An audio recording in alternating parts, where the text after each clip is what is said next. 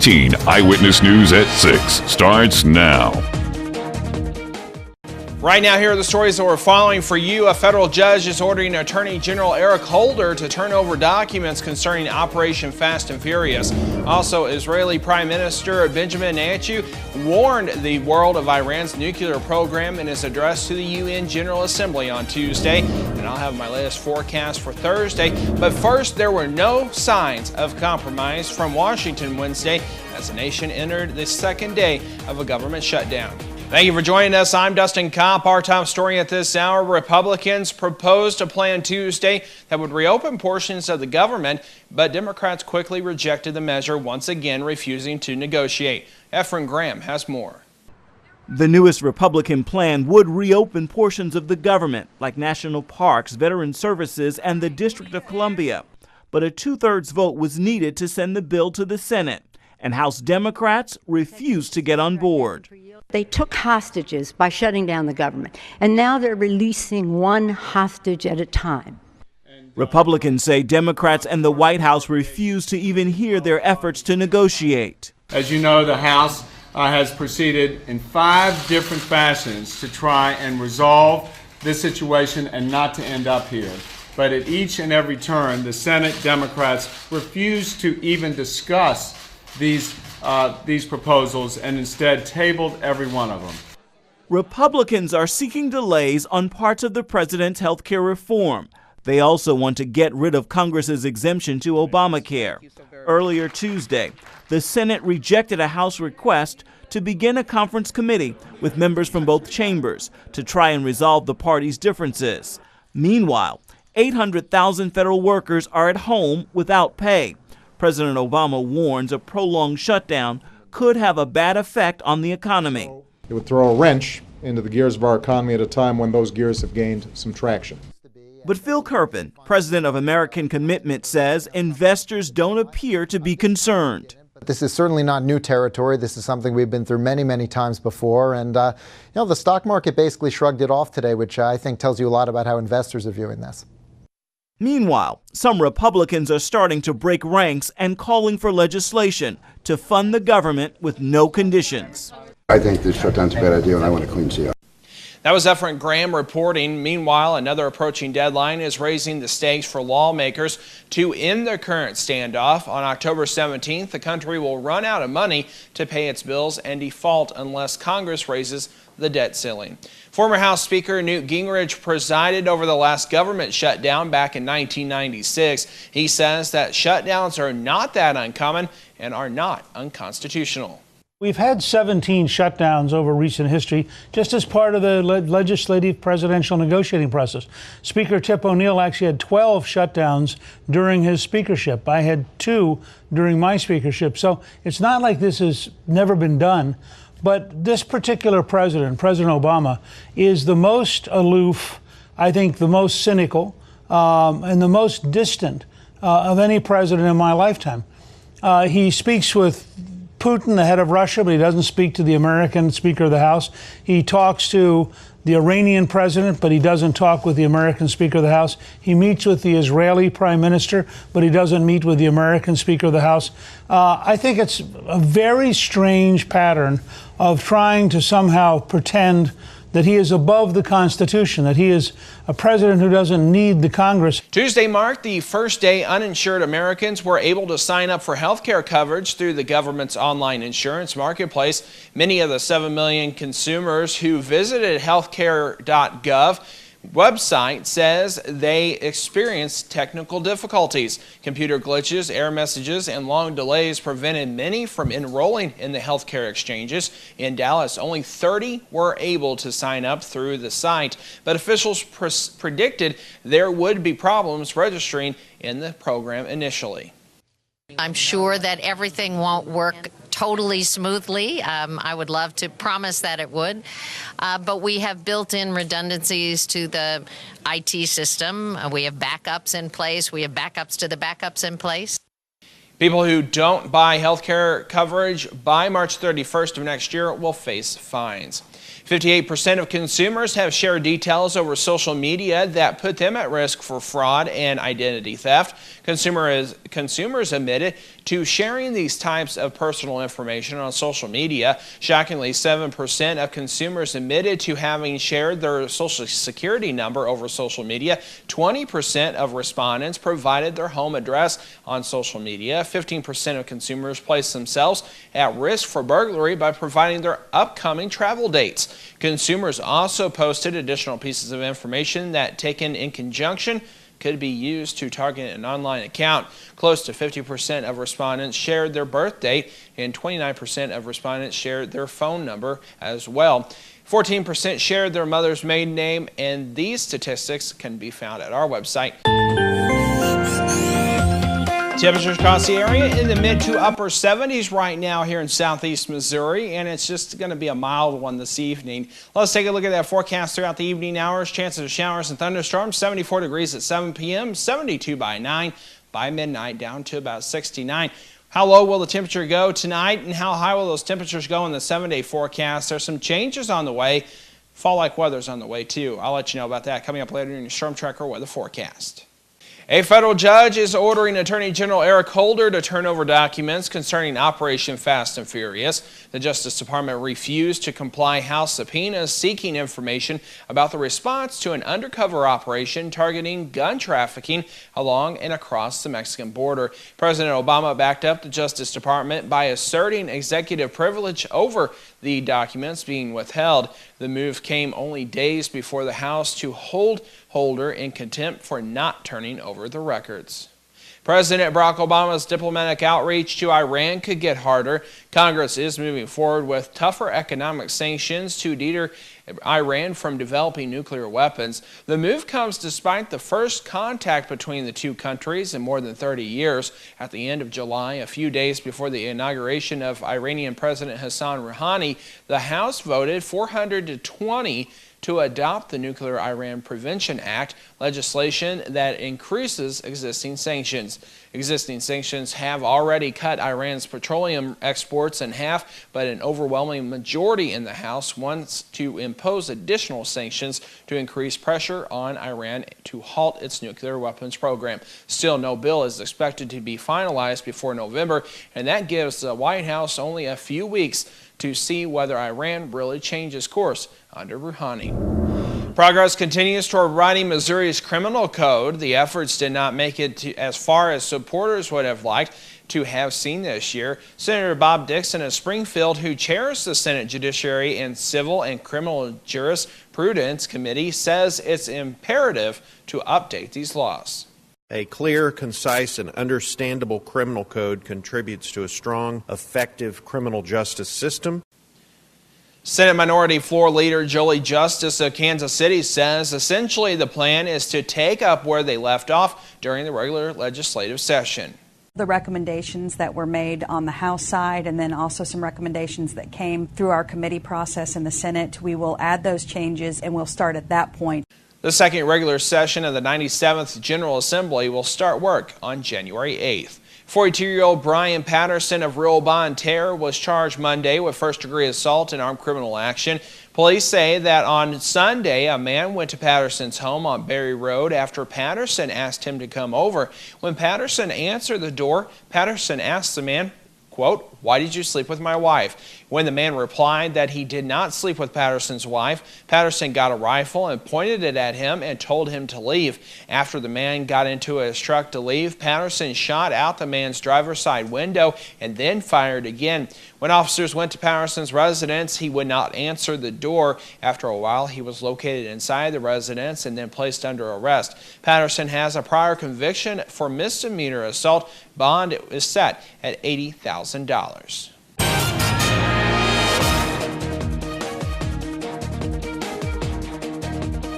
When we come back, Israeli Prime Minister Benjamin Netanyahu warned the world of Iran's nuclear program in his address to the UN General Assembly on Tuesday. That story is coming up. This is coverage you can count on. Take control of your future by enrolling at the Unitech Career Center. Discover a new career with Unitech's nursing programs or the opportunities with Unitech's sheet metal fabricating program, or turn your hobby into a career with Unitech's power sports equipment program. From electrical trades to automotive technology programs, the first step to a well-paying future starts at the Unitech Career Center, Raider Road in Bonne Terre. For adult information, call 358-3011. For high school information, call 358-2271. Welcome back. Israeli Prime Minister Benjamin Netanyahu warned the world of Iran's nuclear program in his address to the UN General Assembly on Tuesday. He pledged Israel would never allow Iran to get a nuclear bomb. Chris Mitchell reports. Netanyahu's pledge included a veiled threat of an Israeli military strike. Ladies and gentlemen, Israel will never acquiesce to nuclear arms in the hands of a rogue regime that repeatedly promises to wipe us off the map. Against such a threat, Israel will have no choice but to defend itself. I want there to be no confusion on this point. Israel will not allow Iran to get nuclear weapons. If Israel is forced to stand alone, Israel will stand alone. Iran called the speech inflammatory, but Netanyahu said if Iran gets a nuclear weapon, it would be like 50 North Koreas.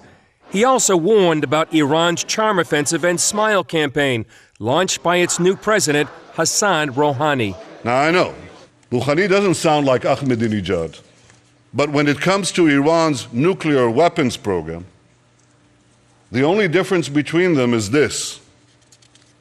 Ahmadinejad was a wolf in wolf's clothing. Rouhani is a wolf in sheep's clothing, a wolf who thinks he can pull the wool over the eyes of the international community.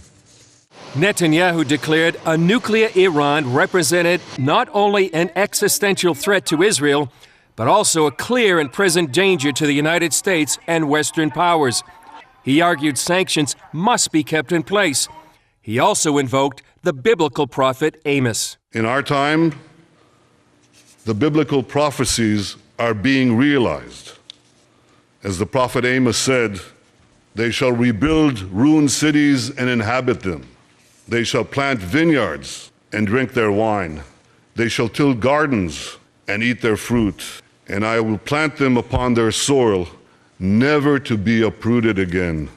Ladies and gentlemen, the people of Israel have come home, never to be uprooted again. Chris Mitchell, CBN News, Jerusalem. Flu shots are now available free of charge to veterans in all clinic areas in Poplar Bluff and the surrounding communities.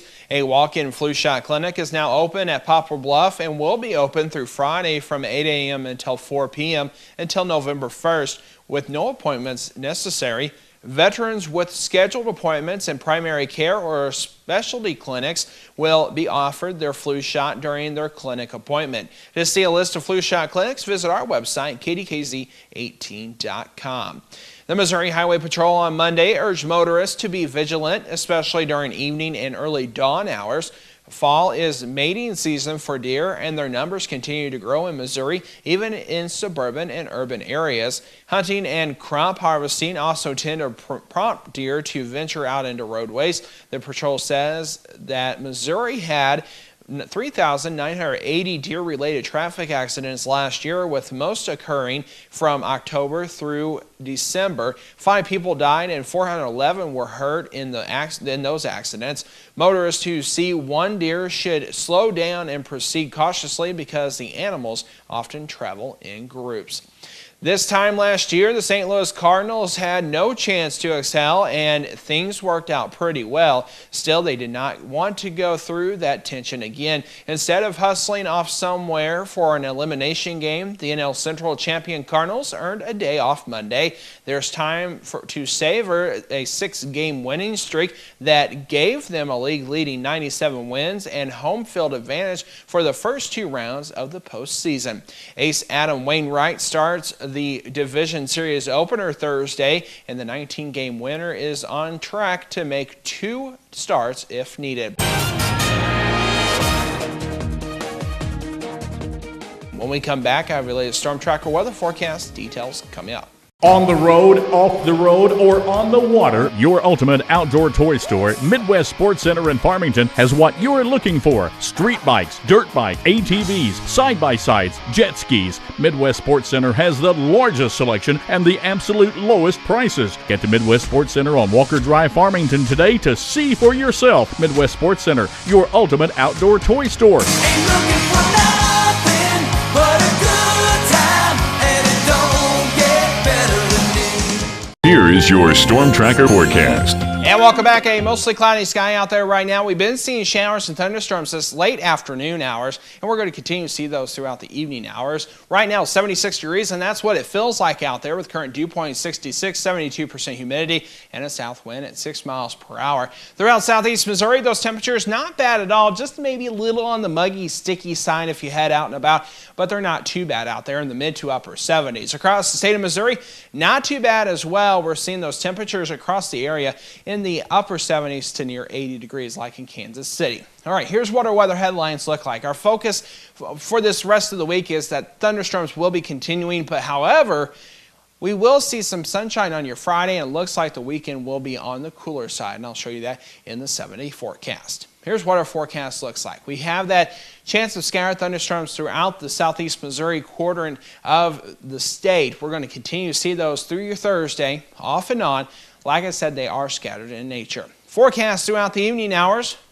Not too bad temperature-wise. However, we will see those chances of showers and thunderstorms. 7 p.m. temperature about 74 degrees, 72 by 9 p.m. By midnight down to 69. Overnight tonight, we will be seeing a low around 65 with a scattered thunderstorm here or there. Otherwise cloudy, light to variable winds. For tomorrow, there is that chance of some showers and thunderstorms scattered in nature. Otherwise cloudy, at least into the latter part of the afternoon, 80 degrees for our daytime high. Let's take a look at the next couple of days here in southeast Missouri.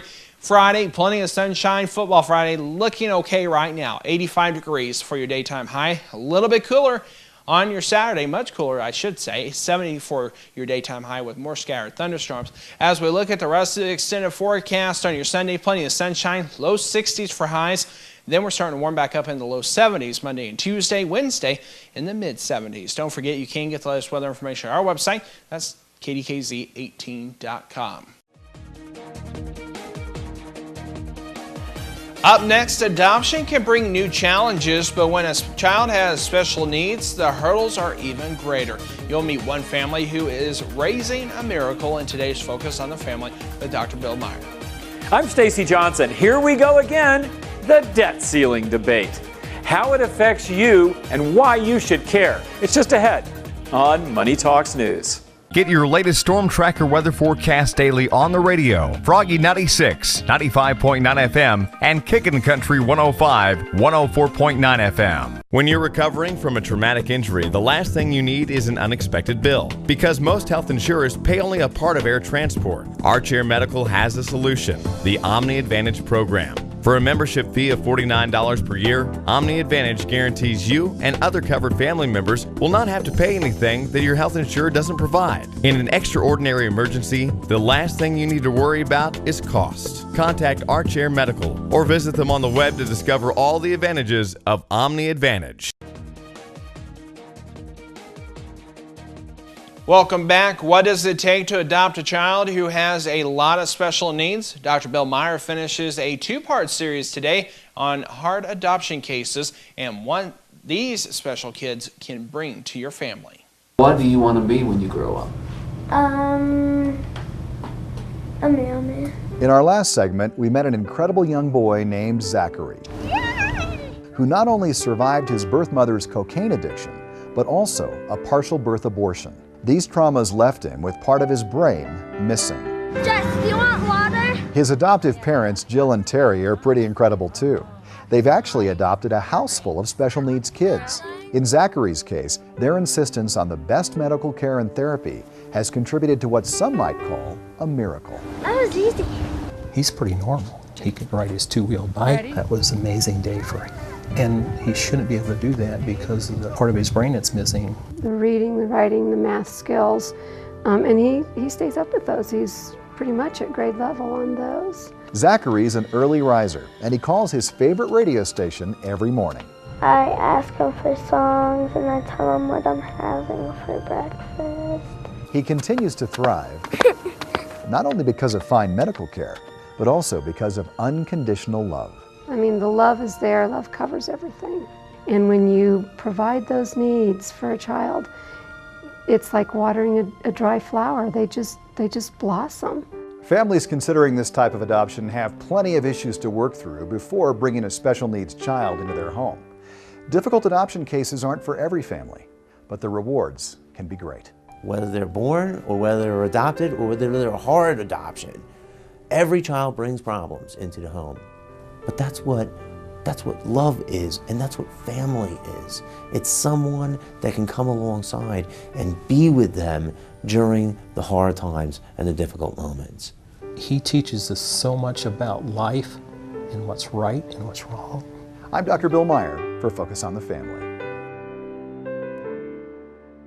Dr. Meyer says parents considering special needs adoption need to make sure that their marriage is in good shape and that kids already in the house have some understanding of the needs of the new child. For more information on relationships, life issues, and family, visit our website and click on the Focus on the Family link. Well, we've heard a lot about government spending lately, and that term debt ceiling is coming up again. It has to do with the government being able to pay existing bills. Money expert Stacey Johnson shows us how this debate can affect you personally. When you spend more than you make, you gotta borrow.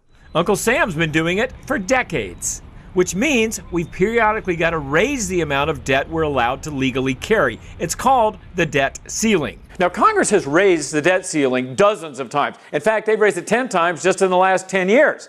But whenever this debate happens, it can make you kind of nervous. This isn't just yada, yada, yada. It can really affect you. To find out how, I spoke with an economics professor. So what's the debt? $16.9 trillion. First question, what will happen if the debt ceiling isn't raised? If the debt ceiling isn't raised, then certain bills will not be paid by the government. And it has ripple effects across the whole economy, if not the whole world. But what kind of ripple effects? What does this mean to Main Street? You could have a recession. You could have a global financial market crash, for sure. And then, of course, interest rates could go up, which is not what we'd like. In short, a failure to raise the debt ceiling means big trouble for everyone in America. Fewer jobs, higher rates, and recession, which means Congress has to do more than squabble. They have to act. The potential negative is just great. These guys have to be smarter than that. Sometimes we think they're not that smart, but I think they has to have a common ground. We have to reach an agreement. Bottom line, this isn't the usual yada, yada, yada. To learn more about the debt ceiling, what all this means, go to moneytalksnews.com and just do a search for debt ceiling. For Money Talks News, I'm Stacey Johnson. Want a higher rate on your savings or a lower rate on your loans? Get the free Money Talks newsletter. It only takes 7 seconds to sign up, and it's full of deals and news you'll really use. Do it now at moneytalksnews.com. As Stacey said, he's got more information and links at his website. To get there, just go to our website and click on the Money Talks link under the Lifestyles menu. We'll be right back. Battery problems. It happens every time you want to do something. You just want to mow the yard, right? You've got to make it to that big meeting on time, and your watch quits. You got to be somewhere, and your car won't start. Right in the middle of a conversation, and the battery conks out on your cell phone. For every kind of battery.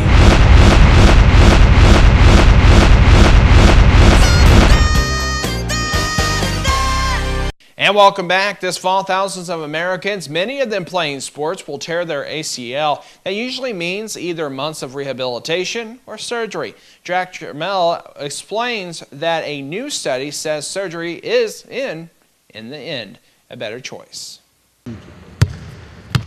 College basketball player Kwesi Abaka is just one of more than 200,000 Americans each year who suffer from an ACL injury. Patients are usually young and, like Kwesi, physically active. The ACL is the main ligament that stabilizes the knee, and you need a stable knee to do cutting and pivoting activities like sports, and also to prevent further injury to the knee, to the meniscus and the articular cartilage, which can lead to arthritis and problems over time. You're opening up, you gotta turn in through the hips. For most patients, the biggest decision is whether to go through physical therapy or to have reconstructive surgery. Kwesi chose surgery, and now new research by the American Academy of Orthopedic Surgeons indicates he made the better choice. What we found was that both in the short term and in the long term, ACL surgery resulted in less cost and improved benefit to patients.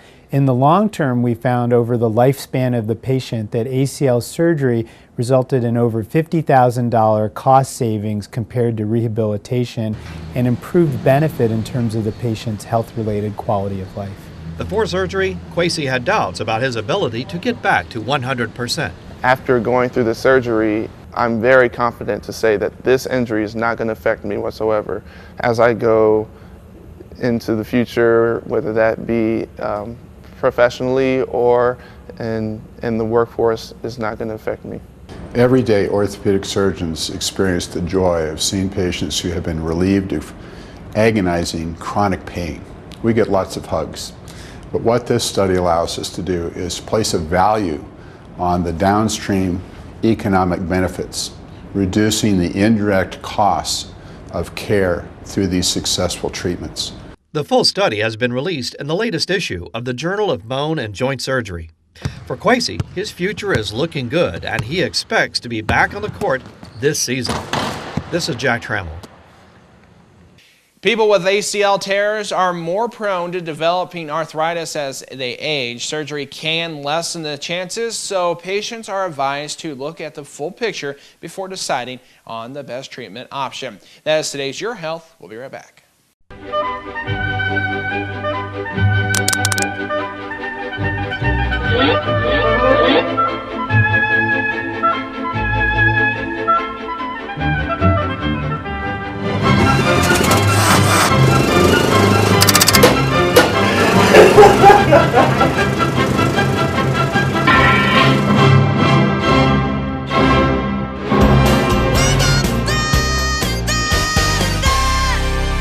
And that does the 418 Eyewitness News. Stay connected with us by visiting our website, KDKZ18.com, and like us on Facebook. We'll see you next time.